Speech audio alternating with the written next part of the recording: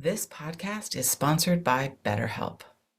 After experiencing trauma, I went to therapy, and my therapist guided me through a difficult time in my life.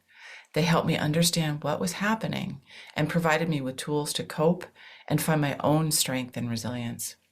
Their experience and compassion were invaluable and enabled me to rebuild my life and move forward. I strongly believe in the power of therapy to help people through difficult times. BetterHelp connects you with a licensed therapist who is trained to listen and give you helpful, unbiased advice. First, you go to their site.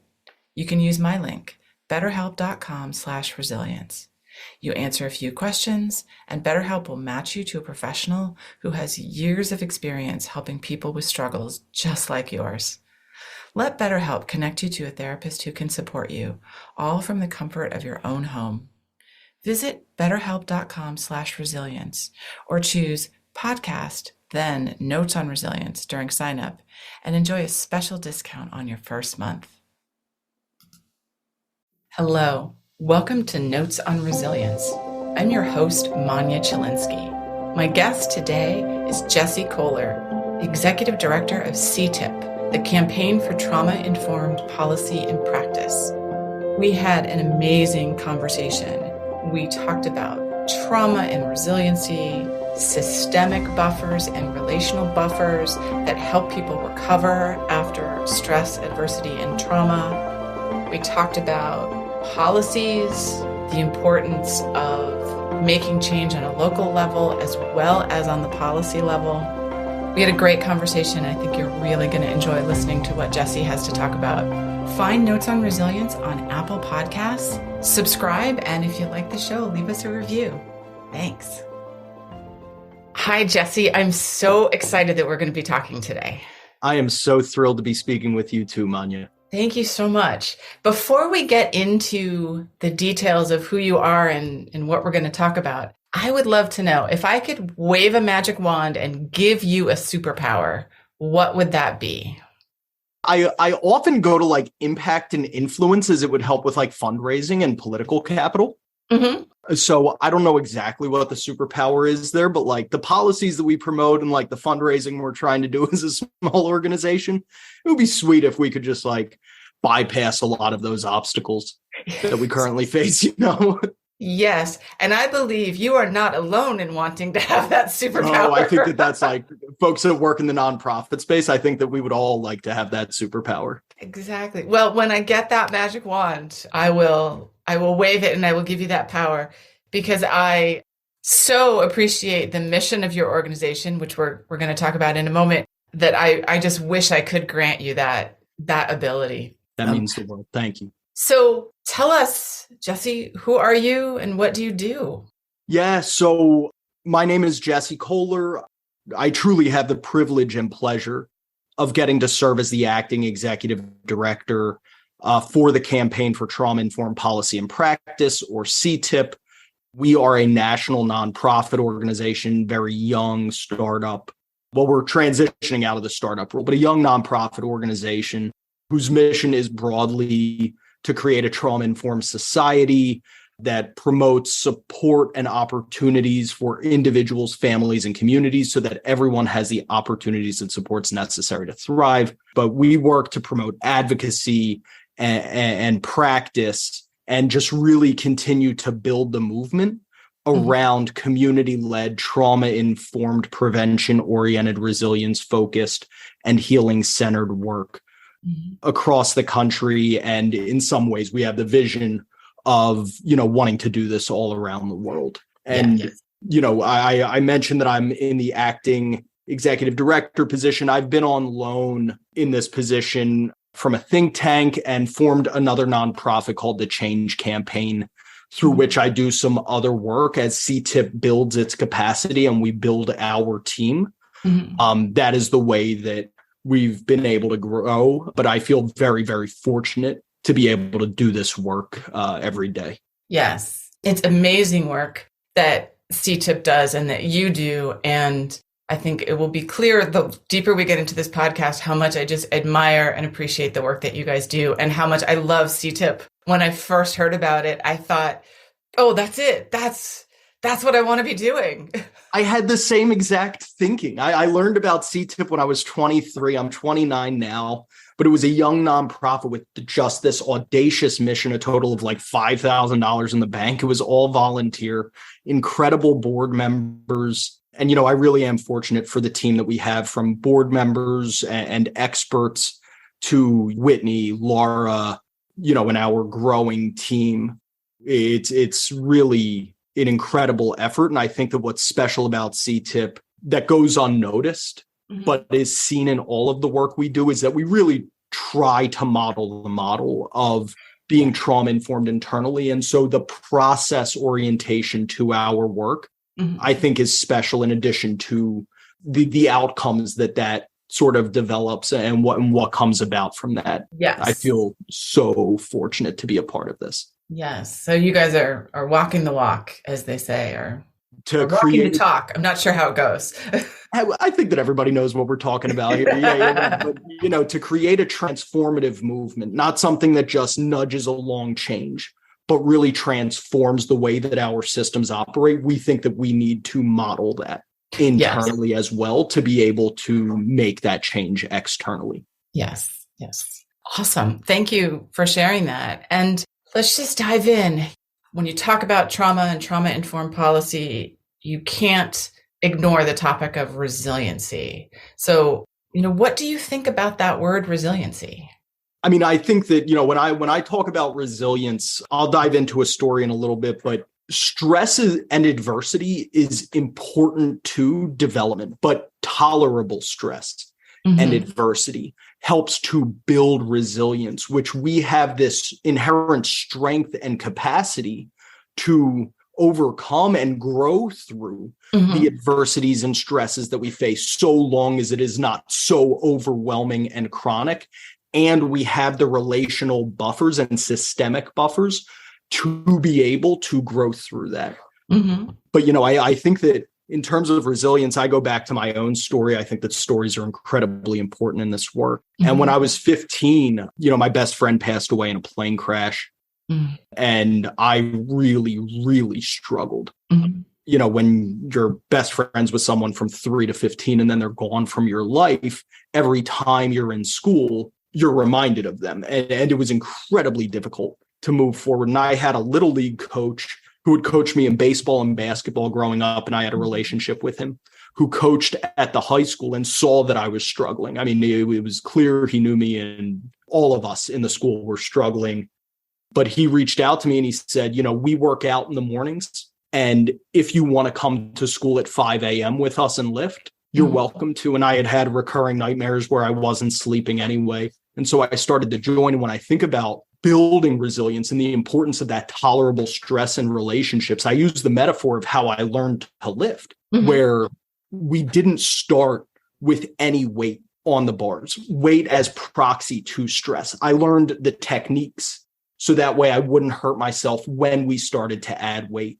And then as we added weight, I always had a spotter around me, right? So I had that relationship around me where if I fell, there was someone there to make sure that I didn't get hurt and help me get back up, which helped me push through harder. And over time and through the repetition of that practice, I was able to build more strength to lift more weight. When I think about resiliency to trauma and stress and adversities that we face in our lives, being able to build those capacities and skills over time through tolerable stress and with relationships and structures in place that support growth and development, because we know that too much at any one time of adversity and stress can just, be really damaging and harmful. But with the right structures in place, we have this incredible capacity as humans and communities and society to grow through the stresses that we face and come out stronger on the other side. Well, thank you for sharing your story and the story of working with your coach. And that is sort of a perfect metaphor for resiliency, is the way that you worked with this coach to build your strength and work through what you were going through. Yeah. And there was a whole team and community to be introduced to, and it was beautiful. So Coach Felix, If you ever listen to this, thank you for all that you've done for me. I tell him that personally all the time, but in case he wants to hear it over the radio waves too. Absolutely. Absolutely. And I will say thank you too, because it sounds like he really recognized that you needed help. And I think that's you mentioned the relational buffers, and those relationships, people who can recognize that we need help are a real critical part of healing after a trauma and real critical part of our resiliency. Yeah. And going back to CTIP's mission really quickly of promoting opportunities and supports that allow for individuals, families, and communities to thrive. He didn't make me do anything, but he gave me an avenue and pathway to engage with an activity that he was there to support with right. So we need to offer those opportunities that lead to healing. And so often in our society, those opportunities and supports just don't exist for so many of us. Right. They don't exist. And sometimes when they do exist, you can't necessarily find them. Exactly. There is a huge issue with that, where people are trying to promote opportunities and supports, and they're difficult to find for a number of reasons. Right. Right. You mentioned relational buffers, and you also mentioned systemic buffers. And I know that you and I think a lot about the role of the system in recovery from trauma and building resiliency. So I'd love to just dig into, what do you think about that, and personally and as director of CTIP? Yeah. So, our systems and structures so frequently perpetuate stress and adversity that lead to negative outcomes at the individual, family, and community levels. We like to put the onus and burden of trauma and resilience on individuals or families, and we fail to see the ways that traumatized systems and fractured systems are actually perpetuating stress and adversity. But the way that we've seen that, we also know that structures can reorient to provide and promote supports where we prevent as much preventable stress, adversity, trauma as possible, and promote supports that then create those buffers that allow for people to truly thrive. Again, to go off the same example of when I was 15 and after Doug died, the school system that I was in, upper middle class, good public schools, quality public school system in the state of Pennsylvania, in the greater Philly area, really struggled to pay attention in school. And there were actually calls to my parents where it was suggested that I may be best served by no longer being in the public school that I had been built through, rather than recognizing the complex grief that I was going through. It was suggested to actually take away more of those critical relationships that I had that led to my healing. Wow. And so the systemic approach to my healing process was, it's too much. Like we can't deal with this. Instead of recognizing how a trauma-informed school, and CTIP's done a lot of work around trauma-informed schools. We developed a trauma-informed schools report to promote whole environment approaches to supporting students and, staff with whatever they're going through. That sort of systemic approach, where it's so frequently eject and reject when we don't fit into the norms of how our society would like for us to be acting. But obviously trauma is a disruptive part of our normal functioning in life. And so that eject reject model, rather than engaging in those relationships structurally, we so often take away the relationships that we have. And I wonder if my parents, very fortunate to come from such a loving family as well, if I didn't have such strong advocates at home who were there to support, no, he needs to stay in school. He has other friends, we need to keep him in school. What my life trajectory would have looked like otherwise. Right. And this is a larger question that I'm not sure can be answered with a pithy response, but why do you think it is that our systems are not supportive? There are myriad reasons. They're under-resourced and so frequently or oriented incorrectly. But I think that when you are so outcome-oriented, I was in second grade, or I was 7 years old when No Child Left Behind passed legislatively. And when there are literally outcomes that tie directly to the funding structures for education systems, we are promoting and perpetuating a need to score well on tests. Yeah. And when anything disrupts that, the very focus and orientation of the way that not just the system, but then how that trickles down to the individuals that operationalize our system, the focus is on outcomes instead of process toward healthy development. And I think that I don't have all the answers. That's a huge question. And if I had all the answers, then, that we may as well have that magic wand that would get us all the money in the world.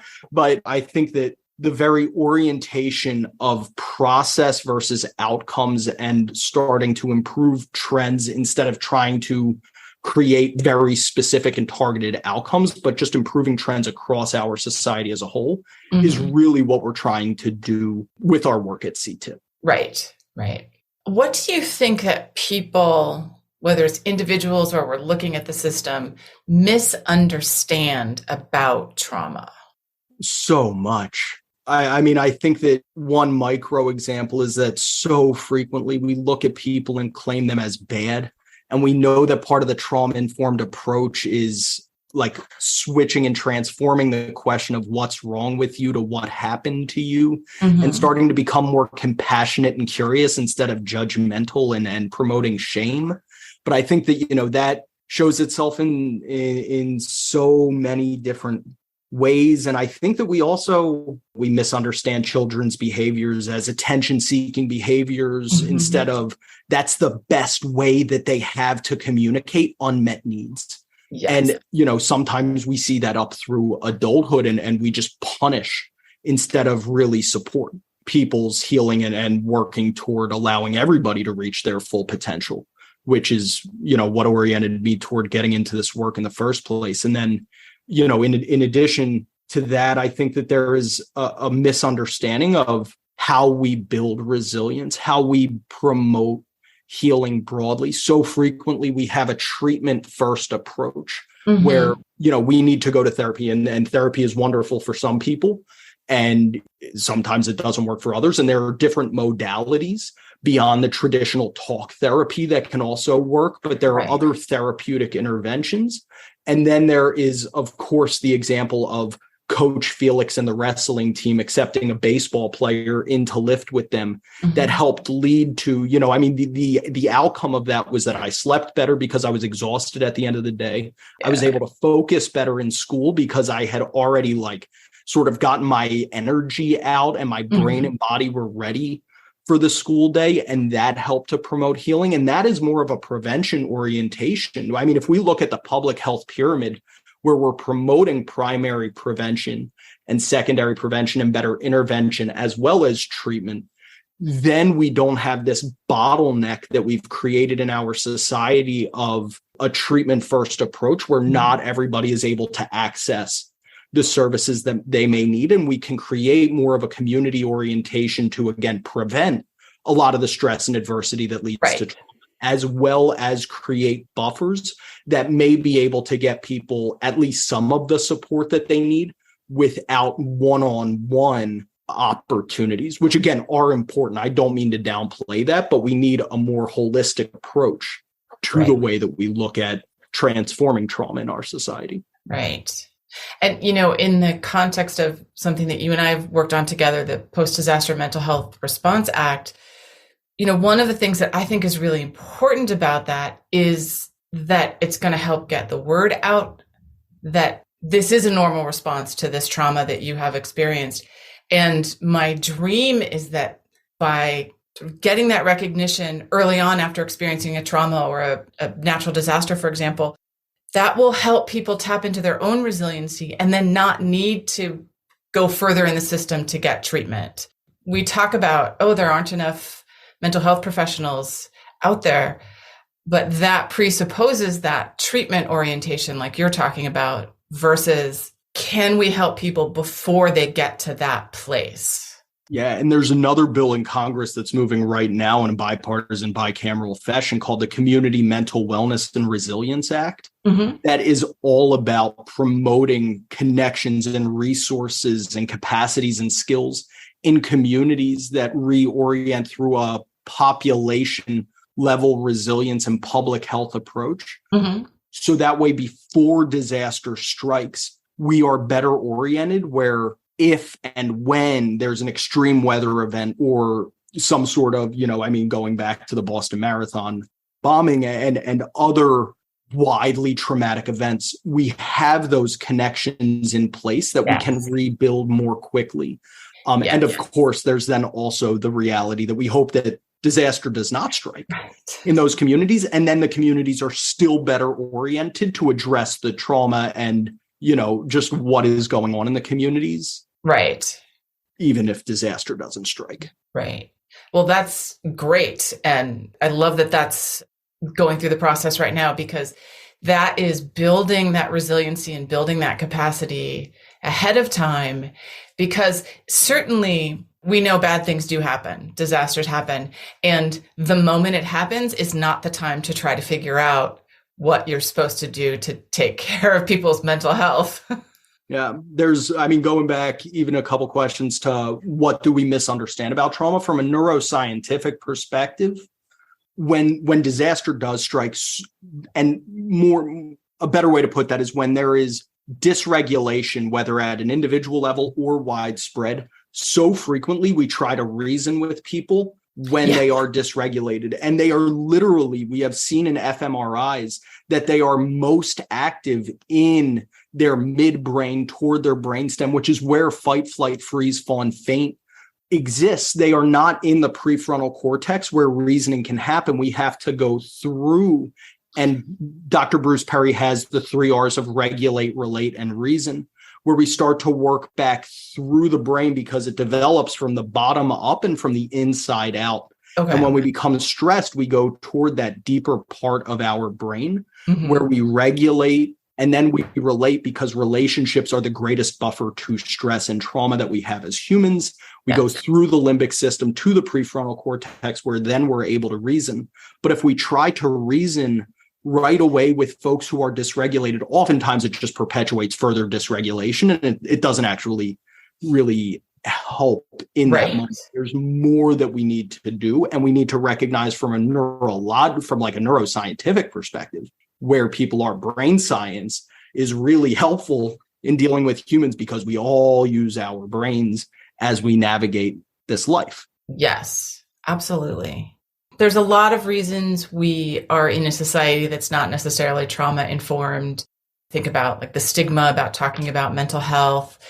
Is there something that we could change the way that we're thinking that would, maybe flip the switch and we could more easily build that trauma informed society? And maybe I'm talking magic wand stuff here. Yeah, no, I don't know if there's any silver bullet, but there are a lot of things that we could do to promote a more trauma-informed society.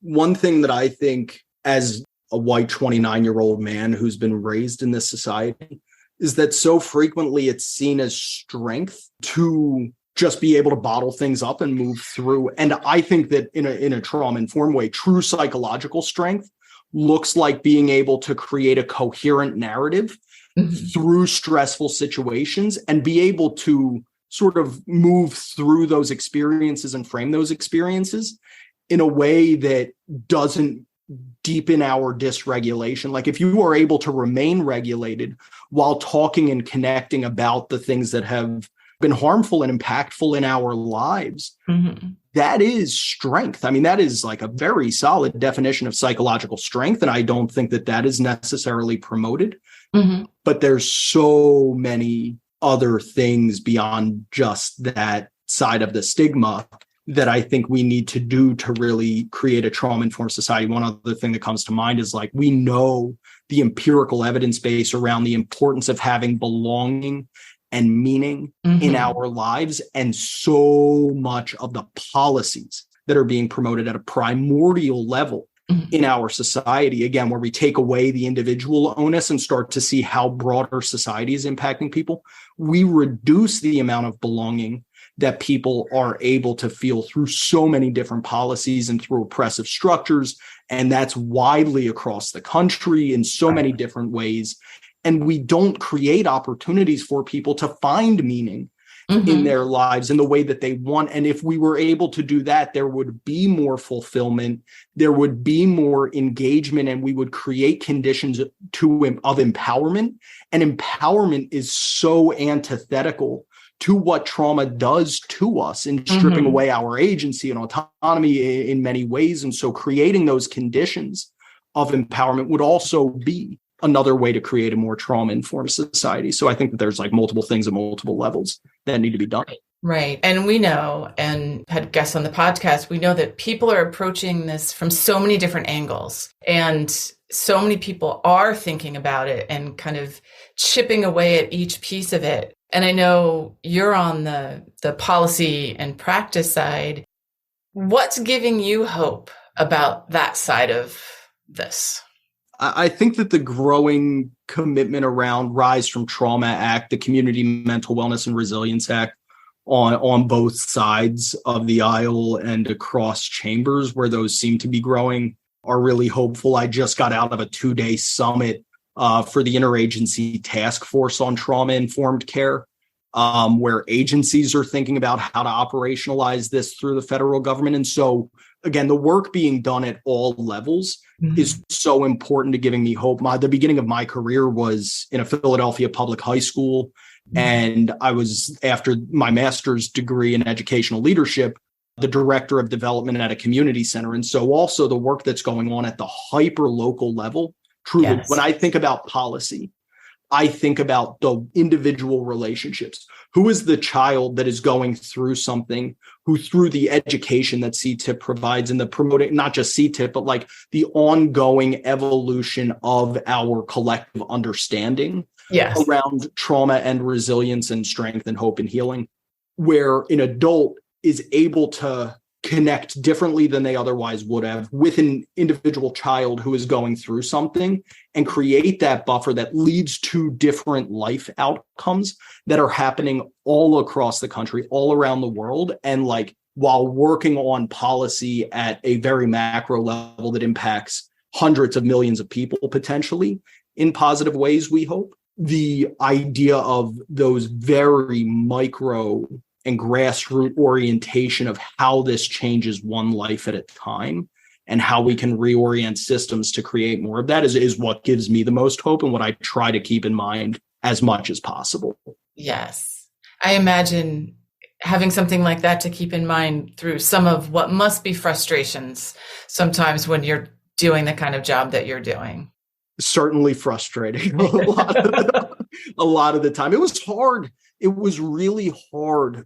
CTIP got bigger during COVID. And so before that, I was in an all-volunteer role. But to watch the way that our country fumbled to respond accordingly to a widely traumatizing event and the mismanagement, the fighting, which was understandable through a trauma-informed lens. Like I understand and try to be compassionate toward the stresses that every level of our society was facing, while, again, COVID did not create the problem. COVID exacerbated so many existing issues where our society was structured in a way that we were waiting essentially for something to happen that was just going to break our system. And that was, COVID just continued to break already fractured and fracturing systems. But there have been a lot of sleepless nights, Manya. There have been a lot of tears, and it's hard sometimes. But then, you hold on to the hope and keep moving through every day. And what else can we do? I feel so fortunate to have that opportunity around, again, going back to meaning and belonging, where even through the tough times that are really hard, and we all face it in multiple ways. That there is something that we hold on to that keeps us going through difficult times. And again, I've been fortunate to have incredible people around me, a community of support, other people and colleagues and advocates across the country that are doing this work that make those times easier to get through. Yeah. All right. So we're getting close to the end. What is one question that you wish I had asked you, and how would you answer it? What a great question. Like, what's the most important factor in my life that has gotten me through a lot of the hard times that I've faced? Because there's also been eating disorders and like a lot of other stuff beyond just like the parts of our stories that we share, right? There's so much more than we could share in this one podcast. But right. I have been surrounded by love from before I was born. And there's been so many other privileges that cannot be overlooked, but friends and family and, feeling like I had a place in this society, I think were so critical to not just me getting through really difficult times in my life, but also being able to take risks that have led me to be able to help lead CTIP and put myself in the position. And again, a lot of privileges have led to that, but that allowed for me at 23 years old to decide that this is how I was going to help, the world, and ride that out for the last 6 years and continue to be committed to that over time. And I think that everyone can have people in their lives that believe in them and that love them and want what's best for them. While our society may never be perfect and there is so much work to do, I can imagine a world in which every child, every adult, every family, and every community is surrounded by love that helps us find new senses of meaning and belonging and gets us through this difficult time that we're going through and helps us rebuild toward a more hopeful and better future. Wow. Thank you for asking that question and answering it. I appreciate that. So as we're getting ready to wrap up, what would you tell your 18-year-old self about resiliency? Oh, man, I have a lot to learn from my 18-year-old self, actually. I've been trying to tap back in. I wish that my 18-year-old self knew that I didn't need to be perfect to be good enough, and that life is long and hard and challenging and incredibly worthwhile, but that sometimes I was going to fall back down. And that didn't mean that I was letting Doug down. That didn't mean that I was I had really built myself back up in a way that was sort of single tracked. And I wish that my 18-year-old self knew that I mattered and that I didn't need to be perfect to matter. If, I loved and did the best that I could, that's good enough. And if I do that as best as I can for as long as I can, I'll end up all right. Yes. Well, thank you for sharing that. And before we wrap up, tell us, how can our listeners reach you to learn more about you and about CTIP? So you could go to ctip.org, ctipp.org. There are opportunities to join our community advocacy network. We have a ton of free resources on our website and continue to come out with more. We have calls and networking opportunities and would love for every listener and all of their friends and family and whomever else in their network to join in that, as well as we work to build this movement.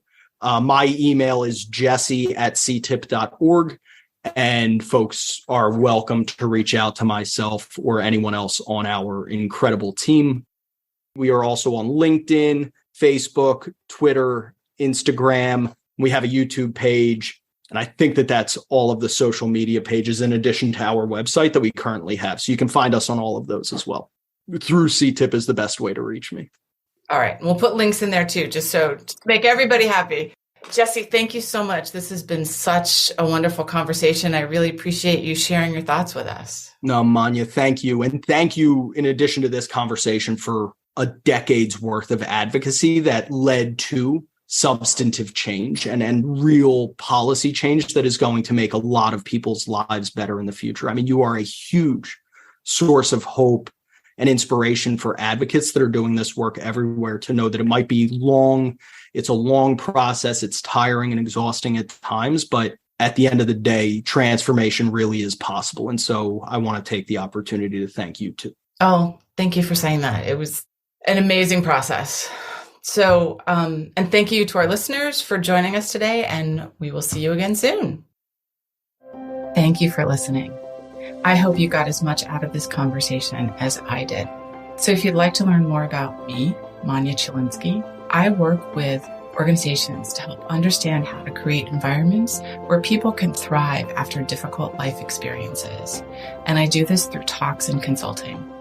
I'm a survivor of mass violence, and I use my experience to help leaders learn about resiliency, compassion, and trauma-sensitive leadership, to build strategies to enable teams to thrive and be engaged amidst difficulty and turmoil. If this is something you want to learn more about, visit my website, www.manyachilinski.com, or email me at manya@manyachilinski, or stop by my social media on LinkedIn and Twitter. Thanks so much.